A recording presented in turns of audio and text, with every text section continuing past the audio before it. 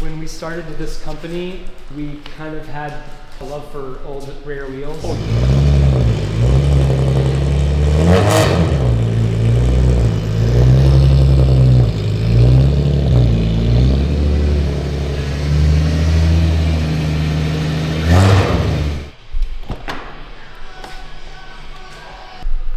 Okay, yesterday it was raining too hard and the car was sliding all over. I had made an appointment with Parks but I couldn't make it, and he even sent me a message. He's like, please be careful on the tight country roads, but we made it today and today's not raining. It was a long night at Daikoku, PA last night. I was running with the real Street Kings, but now I got this guy behind me. I do know about you guys. Mm-hmm. How do I properly say the company name? Izanami.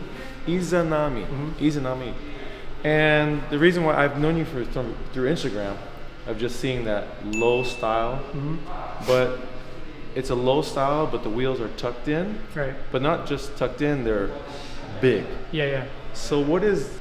Basically, we want to keep the car's original body lines intact, but we want to fit as wide a wheel as possible up front and in the rear, and make it run as low as possible while still being comfortable and easy to drive. Yeah. Especially at highway speed, because we like going to long distances around Japan. I run my Hachiroku back home, my GTS.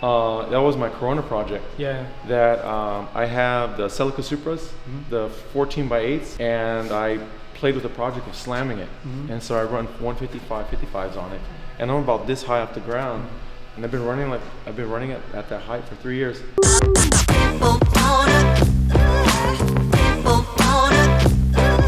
It is the most fun car I have. All my collection to drive. Yeah. I love it. No, I'm all about the low style. With that car, as I want to mature the build, I've been debating whether do I want to touch the fenders or not. So could you tell me more of this? Because other day I was with another shop with works fenders, even at Nats. Did you see the kids with the, I don't know if you saw that one online, the kids, they put the RX3 front on the Miata, and it had the works fenders. Right. So tell me more, why do you want to preserve the body lines? Well, with works fenders, that's really an old school style, race style, and it's cool, we like it. You can put as wide a wheel as you want to put on the car with them. Right, okay. But a lot of old cars like this that are getting more rare and harder to find, there's a lot of people in Japan who want to keep the car as normal looking as possible, but they still want that kind of old school feel with wide wheels. Okay. So kind of finding a middle ground there. Middle ground. We want to fit those wide wheels that you can put under works fenders, but within the more normal body lines of the car. Okay, no, that makes more sense to me. Yeah, to have that crazy offset or have that crazy depth, but still preserving the body lines. And how are you able to do that? Because when I first used to see you, I used to just see the wall, the Flex collection, and I always see his picture. But you are not just a rim shop, right? Or a rim collector or a conveyor of parts. How are you doing this deep wheel lowered? You guys are also fabricating and creating parts? Right, yeah. We are, right now, up to this point, we have been modifying factory parts like the front and rear subframes. Right, yeah, I see you guys. Cutting them and re-welding them. And you guys paint them blue? Right. There's a kind of limit to that as far as looks and also functionality. We want to make everything look really good and be as adjustable as possible to adjust camber and everything like that. Yeah. So now we're working on producing from scratch front and rear subframes that are totally adjustable. They're just bolt in. Kick-ass. So we don't need to cut up all those rare factory parts. Member parts, subframe parts. We just pull that off and bolt it in. And so it's going to be a lot easier and a lot more possibility with a way you can adjust and put wider wheels in there. No, it sounds cool. The 1983 Cressida, which from what we got it, you guys didn't get it here. So it's an MX-63.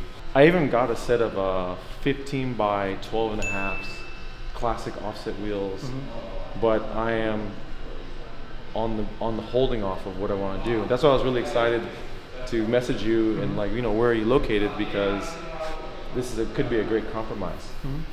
Can we look at the car? What is this car behind me? Do I have this back home? This car was not available in America. It's a hardtop. It's basically the same guts as your car, MX-63, but this is a GX-61, which has a 1G engine rather than a 5M or what yours is a 5M, right? I agree, yeah. But basically it's the same like chassis, but in Japan, rather than the Cressida, they had three like brother vehicles. There's Mark II, Chaser, and Cresta with the variation 60 series, yeah. So this is a Mark II, and it's a hardtop, and it's gotten pretty hard to find now. Why is it called a hardtop? It's called a hardtop because it doesn't have the B pillar right here. So like there's no pillar. Oh yes.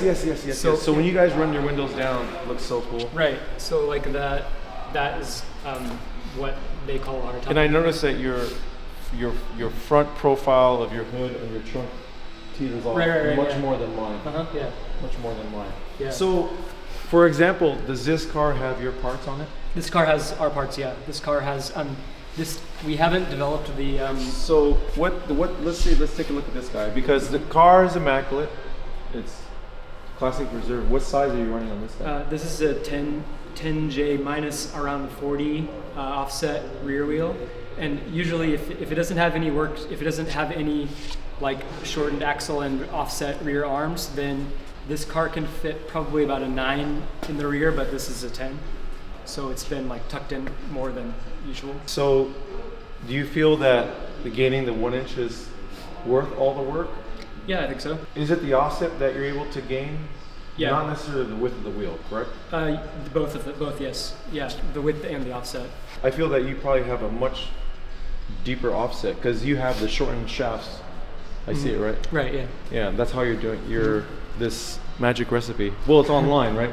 Yeah, we don't have a car with that work done that's on a lift, but if you... No, I've seen the pictures online. Right, I've seen how you do it, yeah. But the main key is the shortened shaft. And the rear arms, the rear control arms, they have been like... Yeah, you shorten and put heims. Yeah. I seen it. And then you have so I've been studying your parts. So you have a much shallower diff mount to raise it.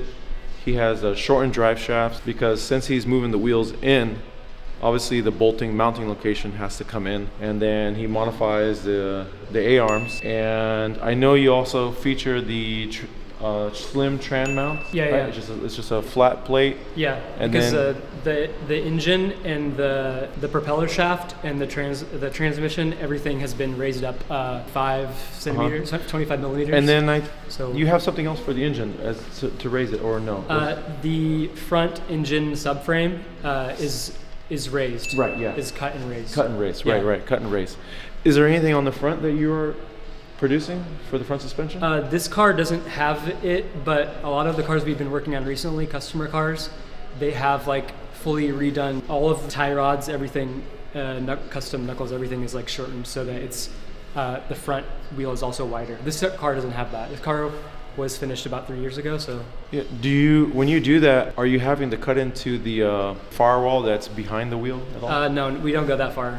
Yeah. Okay. I mean, it could be taken that far, yeah. So how long have you been driving it like this?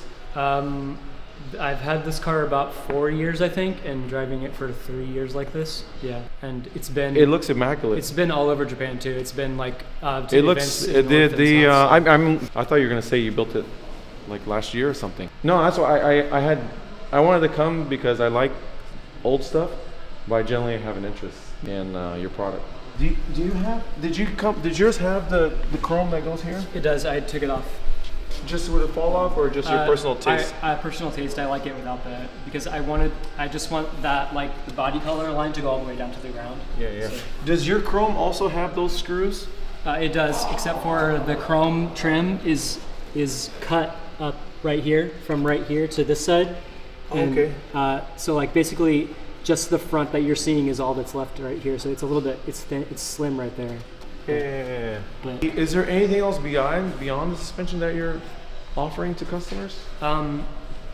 This car doesn't really need a lot to get this low, but a lot of the other cars that we've done, we've cut the actual frame, the frame of the car. We've sliced it and you put the bottom cap so that only for clearance though, right? Right. Yeah. Other than that, this car doesn't have a lot. I mean, this car doesn't have a lot of engine work. It has headers on it, but did you redo the headers? Or what is it? What? Oh, you know, I have a question.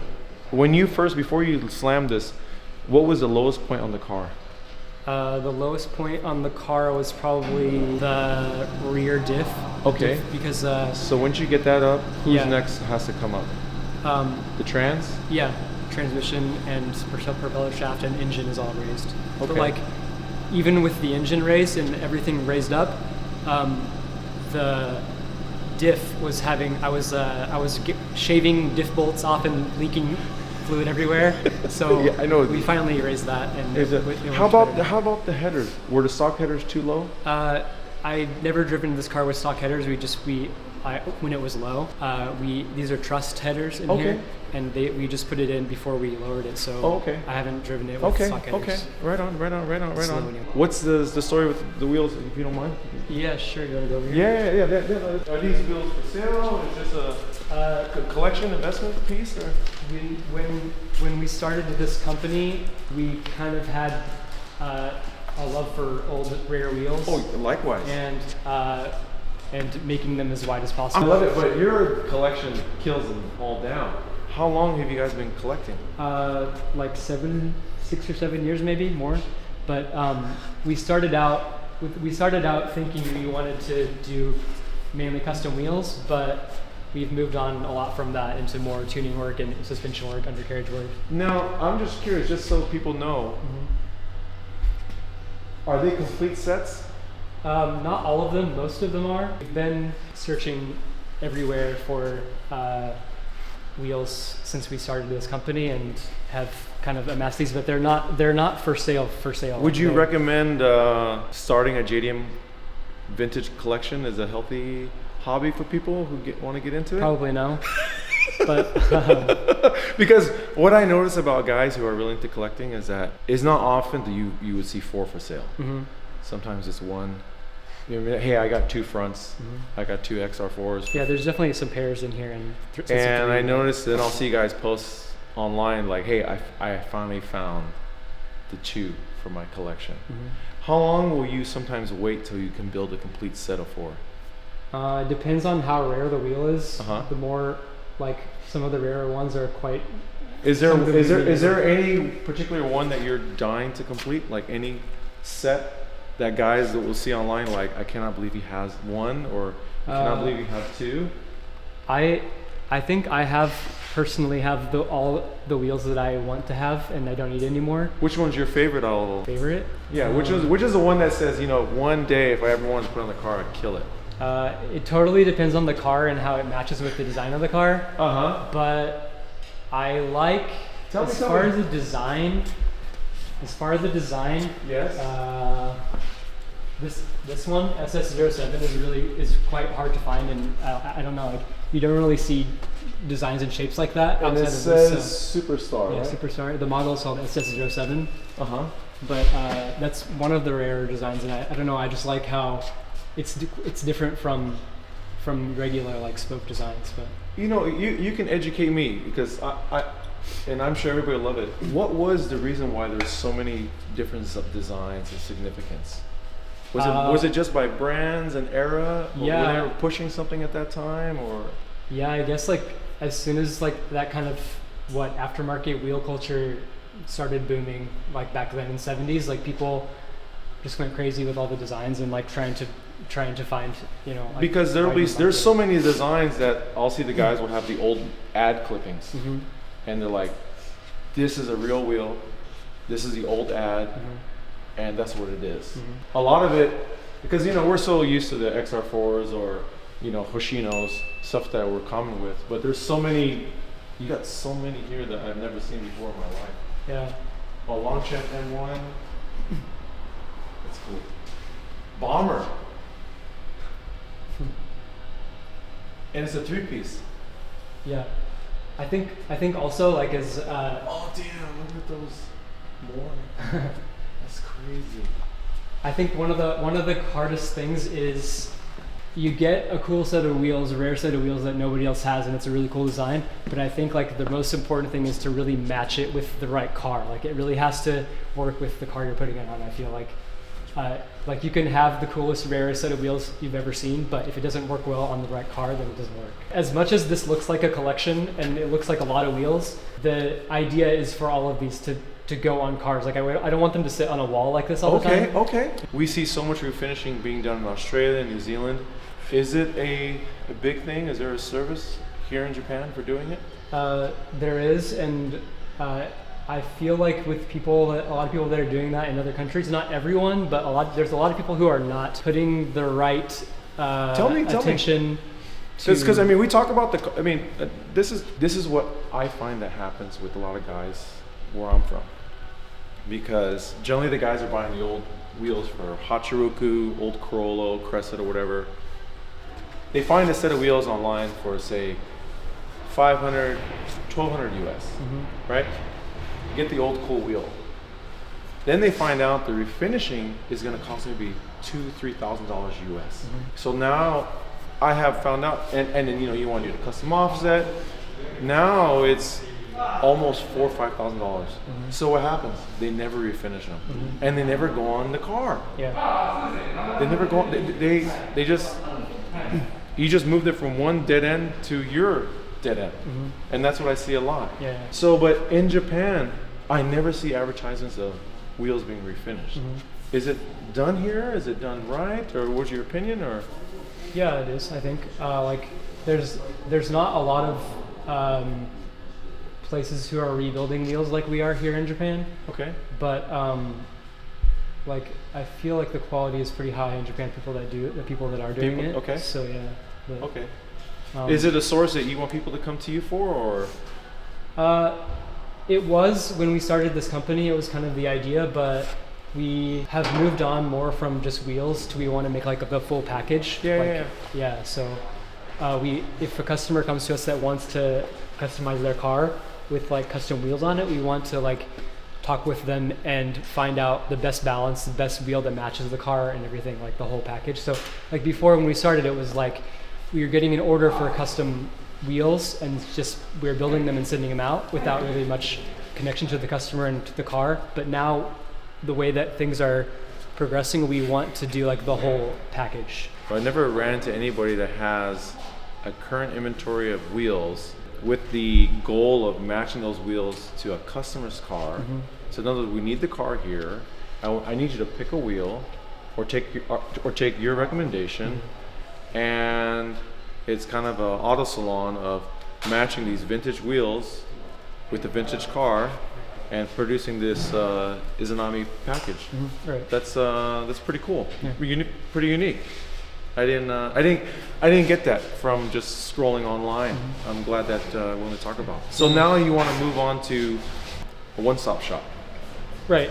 Yeah, pretty much. And like we also, I think what we've been talking about, what we've been doing with cars like this, is talking about keeping normal body lines and keeping the car like it's basically like a showroom condition car, but just like slammed on wheels. But from that, we want to move towards like more like race builds. What tires are you guys most friendly with stretching? Like this guy. This guy's stretched. This is R31 House. Okay. It's a shop in central Japan. They started making these tires. It's Shibata. Okay. But this tire is like really economical, and he made it for drifting. It's actually for drifters. He made it with the idea to sell to drifters. But this tire is cheap and it's easy to stretch, and also he has a huge variety of sizes. So this tire is like pretty popular in Japan right now. You know, I always seeing videos, since you are a rim guy, a rim connoisseur, what is the proper way to stretch the tires? I see guys will have air clipped in, have the reservoir ready to go, use a lighter fluid, but then we always still see the videos of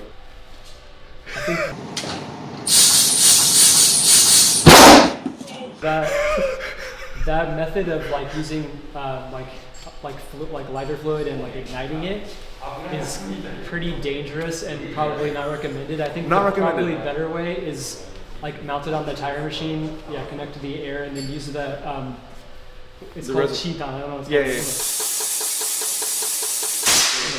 yeah. It's just we loaded up the tank and you. Yeah, that's the best way to do it. This is the same maker. Okay. And I think this is the Oh, I thought it widest. was 2 tires stuck together. This is 33530 14. Oh, what? A what? 33530 14. So This is the same. The widest, one of the widest that they. This is the same tire running my RV back home. Yeah, and this tire is like, I'm not sure the cost. I think it's under $100 I think actually. No, maybe not. I'm not sure. I don't know what they're selling it for now though. Yeah, they have a ton of good sizes now. This company does. Yeah, look at this. This tire stretch could probably go on a 14 by 15, I think. 14 by 15J, I think it could stretch onto one. You know, my camera guy and we were asking that. Do you ever ship wheels outside the U.S.? Yeah. I mean, outside Japan. Yeah. We have had customers in America, mostly California, Australia, New Zealand, England, Brunei. Oh, Brunei. Yeah. So we have quite a lot. So it is possible. Yeah. But Totally. the thing, here's the other thing. Here's the Achilles heel that we find in the U.S. Yes, I can buy the wheel on Yahoo Auctions, or I can buy the wheels from you. Yeah. Tires. We don't have 13s, 14s in Wide wide ranges. So I think this is a good route with this company because they can you ship the tires? Not by There's like some normal like posts. there's some but I like think- gray. Yeah, there's some gray thing. Yeah, something about. No, I think that's a pretty good like untapped market is getting these tires to other countries because especially with all the sizes they have now and they've just come out with like there's like pretty much any size you could ever want, and so I'm not sure why this company isn't more popular yet. Settle something for me. I love classic Japanese culture and everything. Your car, your style, what do you call that? Is that Kyusha? Is that Shakutan style? Kaido style? Bozuka style? Because you know everybody likes to throw all kinds of hashtags and all kinds of. What is that? Like I think that just custom Kyusha is probably the most fitting term because it's not really like. I mean, it takes inspiration from other styles, but it's not really like straight up like it's not really I don't think you could call it a Kaido racer really. Right, I mean, you could call it that, but it isn't really. And what would be more of a definition of a Kyusha car? Is Kyusha just classic car? Yeah, Kyusha is just classic car, like so. It's just like saying, oh, I have a classic. Yeah. 55 Chevy, Bel Air. This is a classic. What Martin showed me is look at this cool custom Kyusha lounge he's built for themselves to hang out and customers when they come to visit. I just went to go to Up Garage yesterday. I've never been to one, and they had a collection, not like yours. So cool. So cool. So awesome. He has some wheels for sale. He's got steering wheels on the wall. He's like, you want to sit around? But what I was just talking to him is that I wanted to ask him if people come, what can they buy? He recommends that you do shop online, whatever you want. So, coilovers, which we were just shook. Can we walk over? Yeah, sure. Yeah. So he was just showing me. This is for the rears coilovers. It's not missing the top hats and things, but this is their product. Don't get hung up. I'm sure it's a quality product, but for me, the question I'm asking for, whenever we're doing lowering work on these classic cars, will it fit? Is it gonna do what I need to do? That's really what I'm more interested in. And that's why I was willing to make the trip, how do you run it that low? Is it making clearance? Is it handling the weight? Is he able to go over speed bumps? And he tells me he's been driving that car all over Japan, going to all kinds of shows for 3 years. Yeah. Now, have you gone through revisions of this? Is this what you have right now in your car? Yeah. That's what's in the rear right now. Yeah, so this is their product, and you can buy, but this he recommends you buy online. What I'm gonna buy is that I just had my long champs redone, so he has a set. He says he needs to get them powder coated, so I'm gonna have them powder coated, and he's gonna ship it to my house. And he's got some stickers. I'm gonna get some stickers. Like I've been preaching to you guys, you know, it's cool that you have interest of these cool shops, but when you do come, we are filming for YouTube, so I'm happy that we're gonna do it, document it, but you know, I want you guys to come but support. You know, try to figure out a way to return. And oh, he's got so much cool stuff around here. So do you charge a fee for people to come hang out here? No. You can. Because he doesn't like at Up Garage. Is that what they do? You pay and you get to hang out. I don't know. Not but you can start the trend. Just hang out. Just come hang out anyway. Oh man, that's fucking cool. That's cool. See, anytime you want to come out, is Izanami Wheel. Look at, he's got these Victorian chairs. He's got the carpet, all kinds of stuff.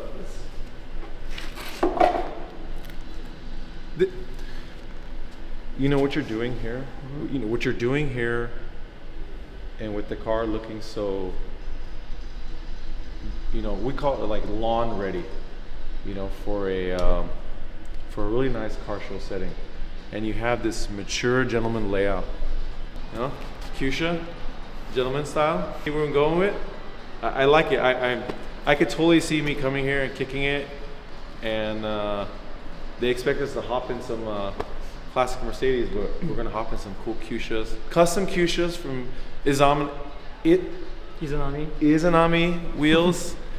And what prefecture are we in? We're in Ibaraki right now. It's been a joy to tour. And thank you for giving me the tour and seeing everything. So we're gonna do some more research on the parts he has, because I wanna see what can work on my MX-63, and I really appreciate it. No problem. Thank you so much. You're welcome. Thank you. Yes.